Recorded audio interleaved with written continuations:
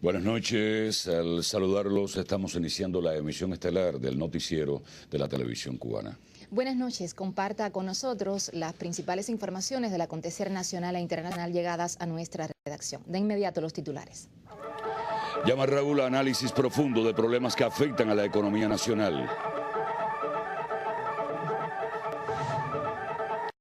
Llega a Cuba primer ministro de San Cristóbal y Nieves.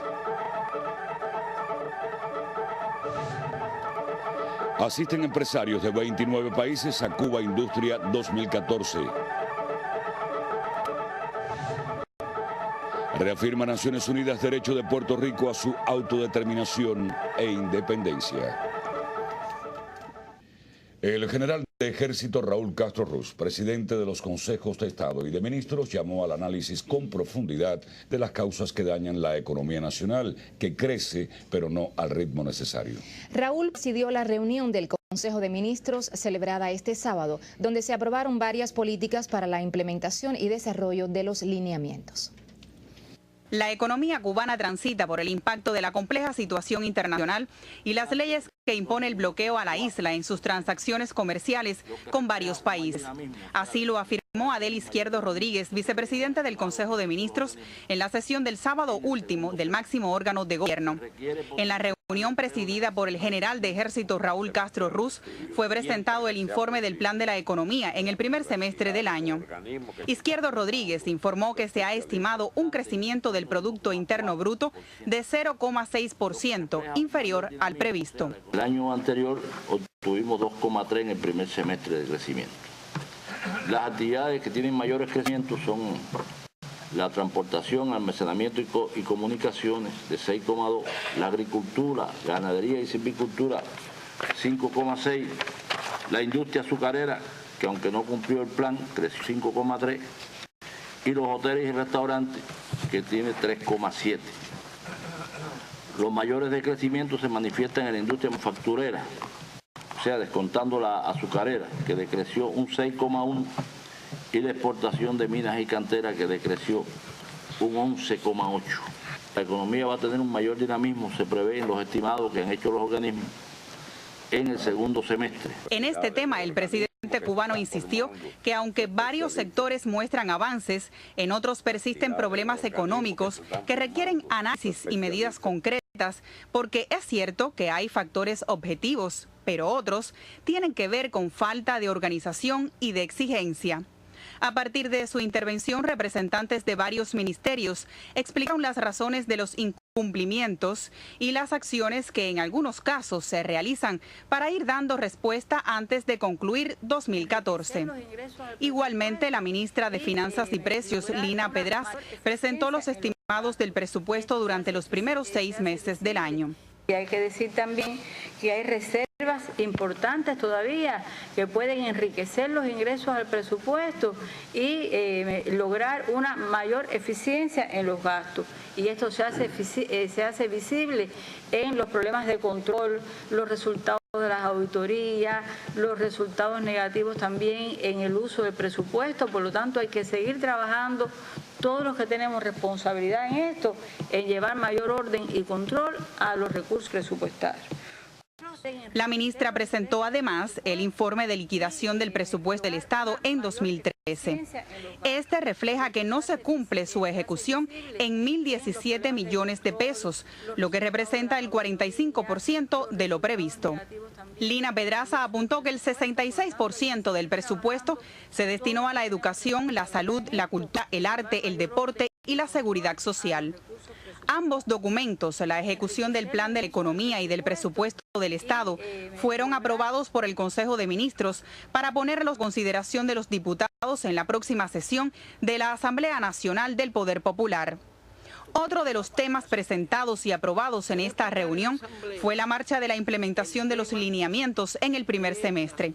Marino Murillo, vicepresidente del Consejo de Ministros, expuso un amplio informe que recoge, entre otros aspectos, las bases del programa de desarrollo a largo plazo, las políticas macroeconómicas como el avance del cronograma de la unificación monetaria y cambiaria y el seguimiento a la política crediticia.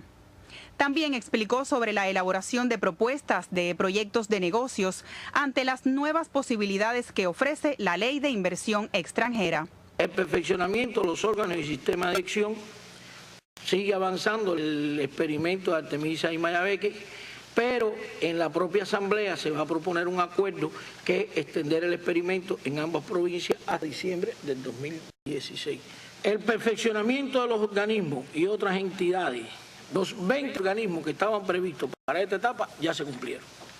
Se va a explicar en la Asamblea el tema de las nuevas facultades al sistema empresarial. Los participantes en el Consejo aprobaron la política para la implementación de formas no estatales de gestión en las actividades de la gastronomía, servicios personales y técnicos de uso doméstico en el comercio interno.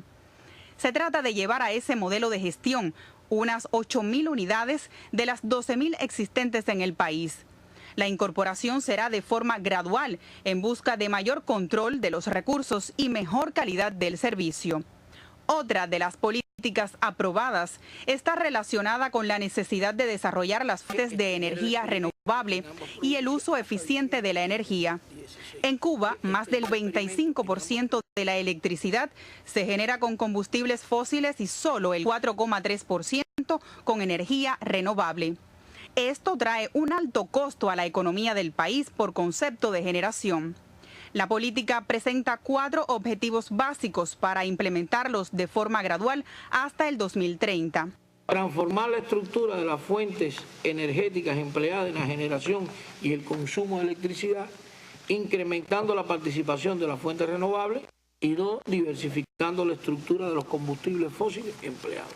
Segundo objetivo estratégico, no incrementar la dependencia de las importaciones de combustible para la generación eléctrica, elevar la eficiencia en la generación y el consumo de electricidad y elevar la sustentabilidad medioambiental de la economía y reducir la contaminación.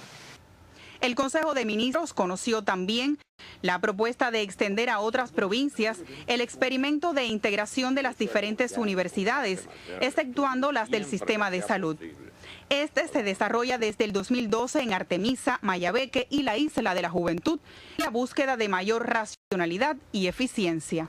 Está claro que el tema de la formación del personal universitario, los profesionales universitarios, es una función estatal común de todo organismo.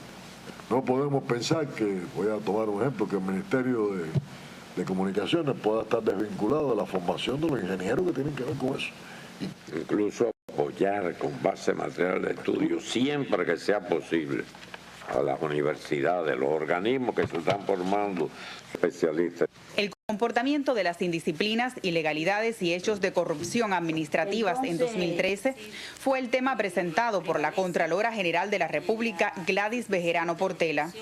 La mayoría de estas irregularidades se presentan en organismos de subordinación local, fundamentalmente en el comercio y la gastronomía, en la producción y distribución de alimentos.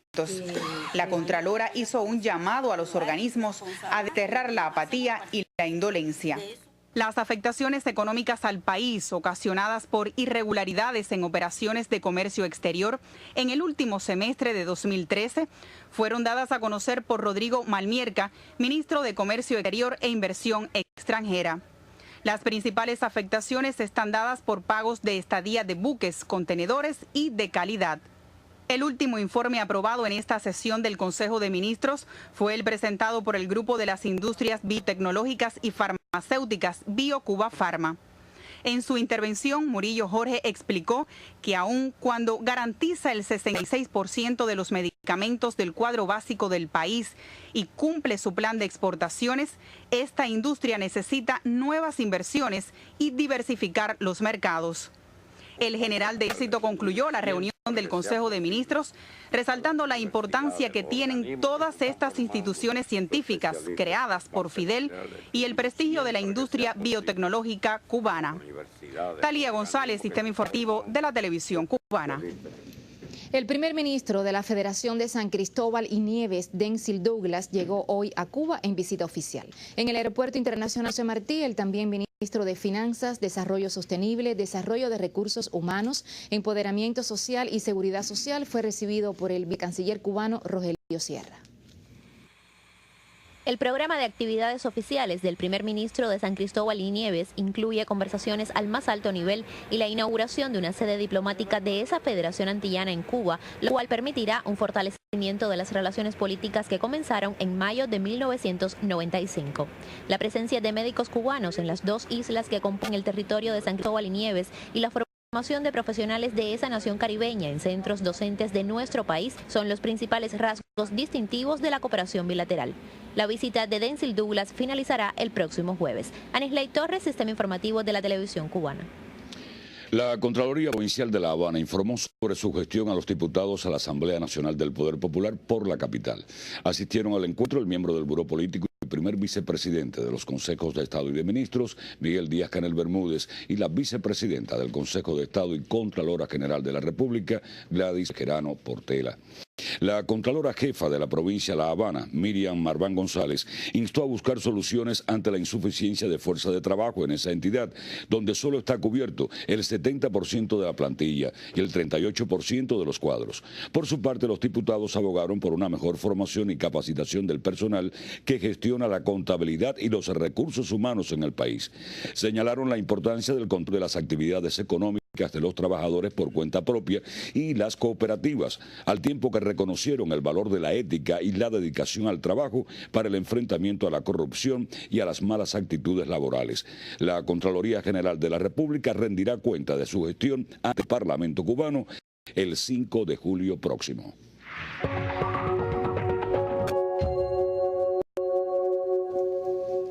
El Comité Especial de Descolonización de la ONU aprobó este lunes una resolución que ratifica el derecho de Puerto Rico a la autodeterminación e independencia. El texto presentado por Cuba insta a Estados Unidos a posibilitar la materialización de esa solicitud y a permitir que los puertorriqueños enfrenten el complejo escenario nacional desde posturas soberanas.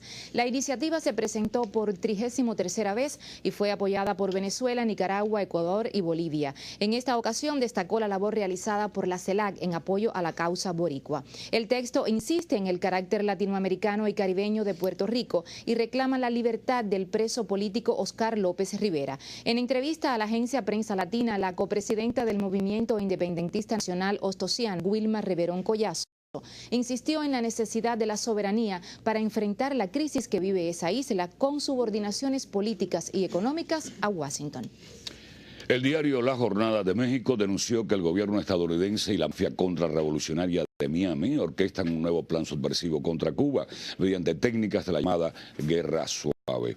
En un artículo del periodista Carlos Facio, La Jornada de México advierte que la Fundación Nacional Cubano-Americana, con financiamiento del gobierno y de un programa de becas promovido por el Departamento de Estado para capacitar y formar jóvenes como líderes opositores.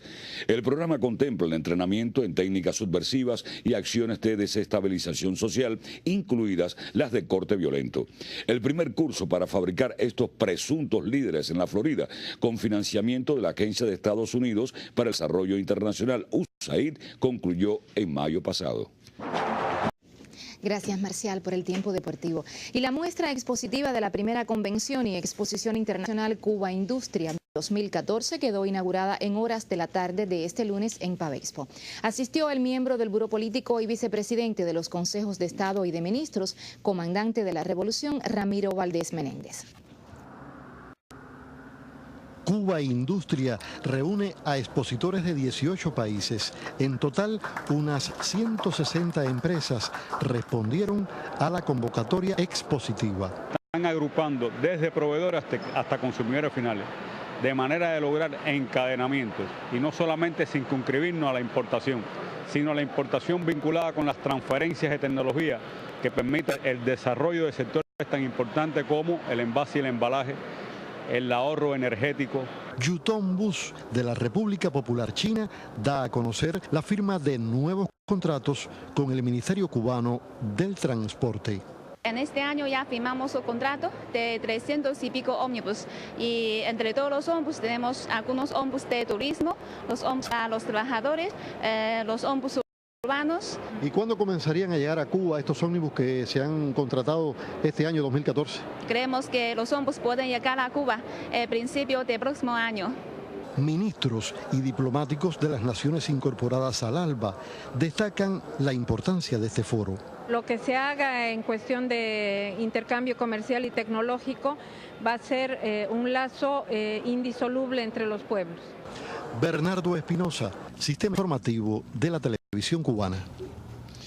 Hoy se realizó el acto político y ceremonia militar de graduación de la promoción aniversario 61 de los ataques a los cuarteles Moncada y Carlos Manuel de Céspedes de la Escuela Interarmas de las FARC, General Antonio Maceo.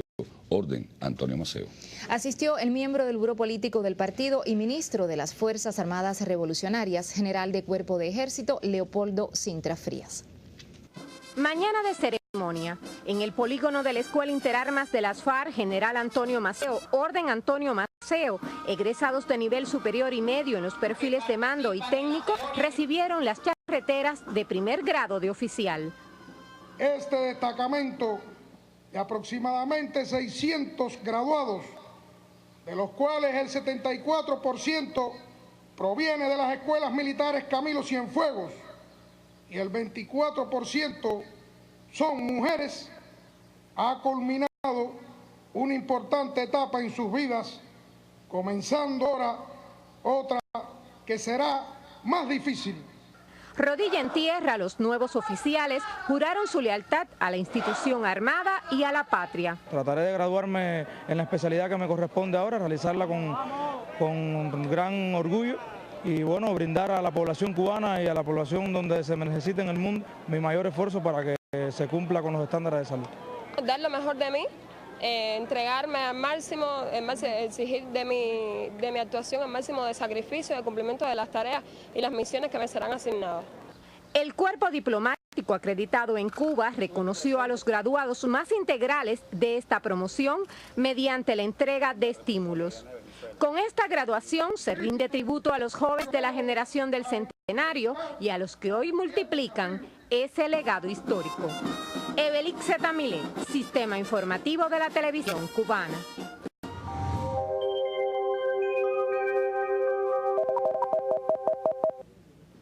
Muy buenas noches. Observen en las imágenes del satélite meteorológico que sobre Cuba la masa de aire está mucho más estable con respecto al día de ayer en que ocurrió numerosas lluvias sobre gran parte de nuestro archipiélago y las lluvias son mucho más aisladas y fundamentalmente hacia zonas del interior y sur. Como ya les comentaba, disminuyó mucho el contenido de humedad relativa y por tanto se estabilizó la masa de aire sobre nuestro archipiélago. Mañana una situación muy similar, por lo que tendremos un amanecer soleado en el occidente con temperaturas mínimas entre los 22 y 24 grados Celsius.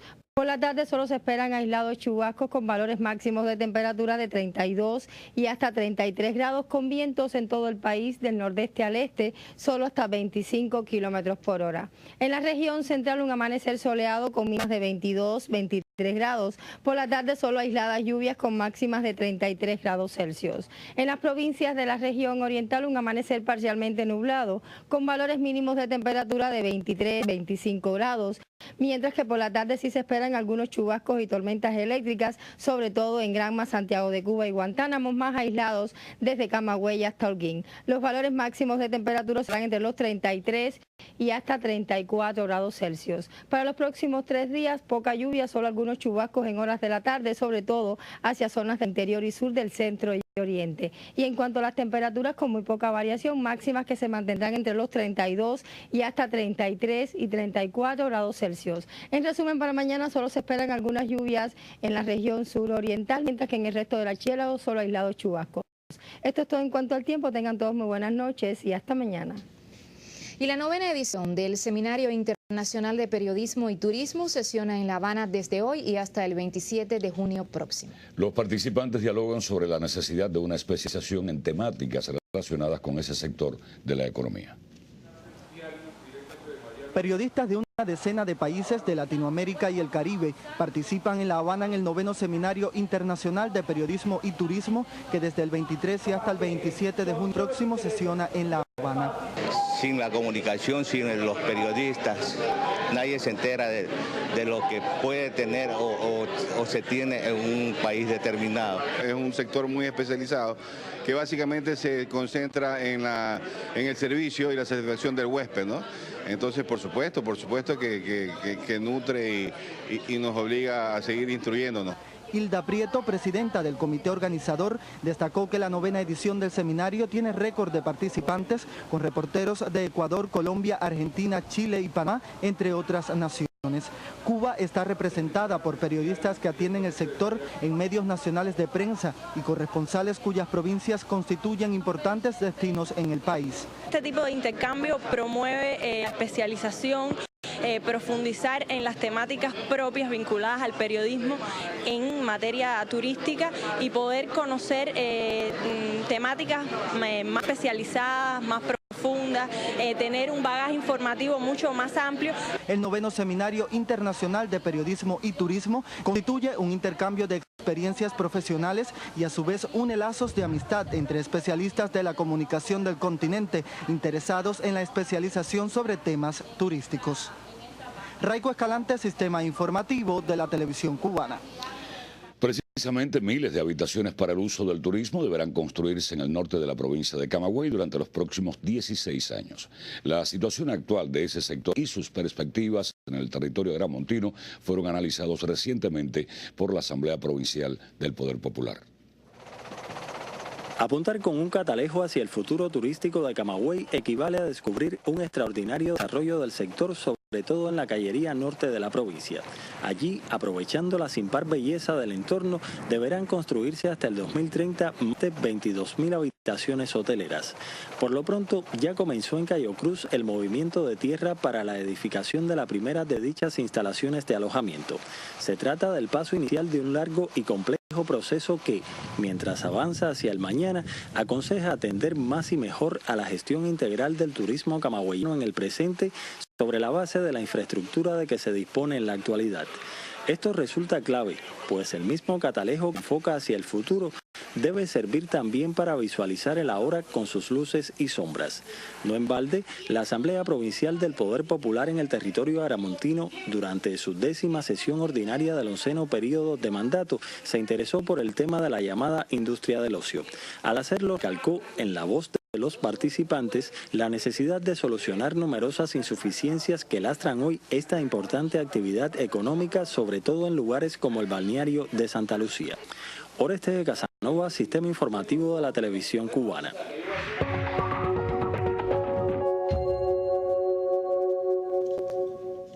Los líderes de las llamadas repúblicas populares de Donetsk y Lugansk en el este de Ucrania decidieron hoy un alto al fuego hasta el próximo día 27, según declaró el primer ministro de Donetsk, Alexander Borodai. La decisión siguió a una reunión del llamado Grupo de Contacto integrado por el expresidente de Ucrania, Leonid Kuchma, representando al gobierno de Kiev, el embajador ruso en esa capital y un delegado de la Organización para la Seguridad y la Cooperación en Europa. La tregua de las autodefensas se hará efectiva si el ejército detiene la ofensiva en el este del país. El pasado viernes, el presidente ucraniano Petro Poroshenko decretó un alto al fuego unilateral que no ha detenido los ataques contra Slaviansk y localidades cercanas. Los presidentes de Rusia, Vladimir Putin, y de Estados Unidos, Barack Obama, conversaron hoy telefónicamente sobre la situación en Irak. Ambos mandatarios se manifestaron preocupados por el avance de las fuerzas del autodenominado Estado Islámico de Irak y el Levante. Durante la plática, el mandatario estadounidense afirmó que la fuerza militar norteamericana es incapaz de resolver el conflicto en Irak, tarea que corresponde a los líderes de ese país árabe. En tanto, el secretario de Estado John Kerry se reunió con autoridades políticas de Bagdad y prometió asesoría militar para combatir a los fundamentalistas sunitas. Kerry aseguró que Irak encara el peligro de terminar fragmentado. Y el gobierno sirio concluyó el proceso de destrucción y extracción de los agentes químicos declarados de acuerdo con sus compromisos internacionales, informó este lunes la misión conjunta de la Organización para la Prohibición de las Armas Químicas, OPAC, y la ONU. El grupo destacó la cooperación y el respaldo del gobierno de Damasco a la compleja operación. Según el equipo, las autoridades sirias extrajeron el resto de las sustancias peligrosas existentes en el país y así completaron el 100% de esos materiales. Con anterioridad fueron inutilizados los equipamientos, instalaciones y vectores con capacidad de producir o transportar armas químicas. En tanto, Damasco denunció hoy en sendas cartas enviadas a la ONU y su Consejo de Seguridad la flagrante violación de su territorio por el gobierno israelí, que bombardeó posiciones militares sirias en el Golán. Ecuador expone ante el Consejo de Derechos Humanos de la Organización de las Naciones Unidas en Ginebra, Suiza, las violaciones relacionadas con la contaminación ambiental que ocasionó la transnacional petrolera Chevron Texaco en la Amazonía ecuatoriana. Para ampliarnos esta y otras informaciones, Acontecer Económico Mundial con Marisela Recasens. Buenas noches. Buenas noches. Este es un momento para Ecuador sumamente importante, pues según estimaciones oficiales, Chevron Texaco derramó 16,8 millones de galones de petróleo en el ecosistema, vertió otros 18,5 mil millones de galones de aguas tóxicas en los suelos y ríos y envió a la atmósfera 235 mil millones de pies cúbicos de gas que quemó durante más de 20 años de operaciones en la Amazonía ecuatoriana. De ahí que el representante legal de la Unión de Afectados por las Operaciones de Texaco, Pablo Fajardo, expondrá en la Comisión de Derechos Humanos el proceso judicial contra la transnacional y también presentará una propuesta para que las empresas no evadan sus responsabilidades. Chevron se niega a acatar el fallo de un tribunal ecuatoriano que en 2011 la condenó a pagar una indemnización de 9.500 millones de dólares a los más de 30.000 pobladores amazónicos afectados por su filial Texaco. Y pasamos a la Argentina para dar seguimiento al rechazo que existe tanto en ese país como en la región contra los llamados fondos buitre. El ministro de Economía argentino Axel Kicillof anunció que su gobierno presentará un escrito al juez estadounidense Thomas Grieva solicitando la suspensión de la medida cautelar que obliga a la Argentina a pagar los fondos que no ingresaron a la reestructuración de la deuda. El titular destacó como esencial que el juez falle a favor de Argentina, pues lo considera necesario para llevar adelante un diálogo en condiciones equitativas para el 100% de los acreedores. Analistas consideran que la postura de los fondos buitre o capital especulativo es intransigente porque quieren cobrar la totalidad de la deuda y en efectivo, y eso pone en peligro los bienes nacionales del país, entre ellos el petróleo, los minerales y el agua dulce. Incluso se sospecha que intentan provocar un default técnico, es decir, una cesación de pagos. ¿Para qué? Para obtener aún más ganancias por concepto de seguros. El escenario que se abre aún es incierto, pues hace unas horas el magistrado Griesa designó un mediador para conducir las negociaciones. De ahí que cobra un significado especial que siga creciendo el respaldo regional que tiene Argentina. Acontecer Económico Mundial. Hasta un próximo encuentro.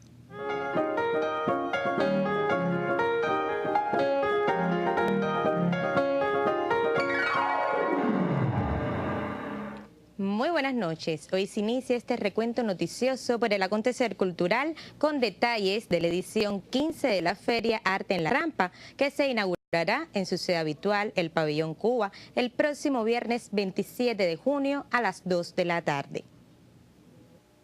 Un espacio para la cultura dedicado al diálogo de las diferentes expresiones artísticas debe ser una vez más arte en la rampa, declaró en conferencia de prensa el presidente del comité organizador, Jorge Alfonso. El programa reserva momentos de lujo, como una carpeta con reproducciones de obras del Premio Nacional de Artes Plásticas Alfredo Sosa Bravo el viernes 27 a las 4 de la tarde y la inauguración de una exposición dedicada a Juan Formel junto a la presentación de la compañía teatral La Colmenita con integrantes de la popular orquesta Los Bam Bam el sábado 28. Más de 100 stands integrarán la muestra expositiva y comercial, que estará acompañada de espectáculos culturales para todas las edades hasta el 31 de agosto. Y antes de finalizar, le informo que en Las Tunas culminó la fiesta de raíces y tradiciones. El evento reverenció el legado de los escritores cubanos Samuel Feijó y Onelio Jorge Cardoso. Con el objetivo de mantener viva la obra de nuestro poeta nacional, la filial tunera de la Fundación Nicolás Guillén celebró la fiesta de raíces y tradiciones. En la cita, investigadores de varias provincias del país discutieron temas relacionados con la necesidad de defender la identidad en la Cuba de hoy. El encuentro fue propicio además para la inauguración de la muestra fotográfica Ahí entre nosotros. Asimismo, durante la fiesta de raíces y tradiciones, se proyectaron audiovisuales pertenecientes a varios realizadores del Telecentro Tunas Visión, quienes abordan en sus obras polémicos asuntos como el racismo y la violencia hacia la mujer. Desde Las Tunas, Telma Machado y Gianni López Brito, Sistema Informativo de la Televisión Cubana. Y así me despido. Soy Aleida Piñero Mercedes y le deseo una excelente noche.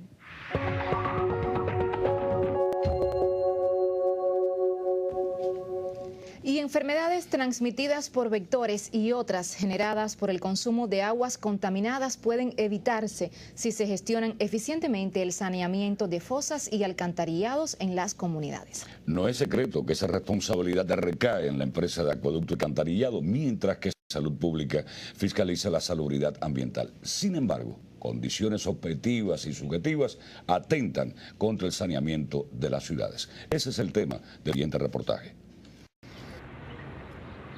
Por la acera aledaña a la calle 124 en el municipio de Marianao, los vecinos apenas pueden transitar.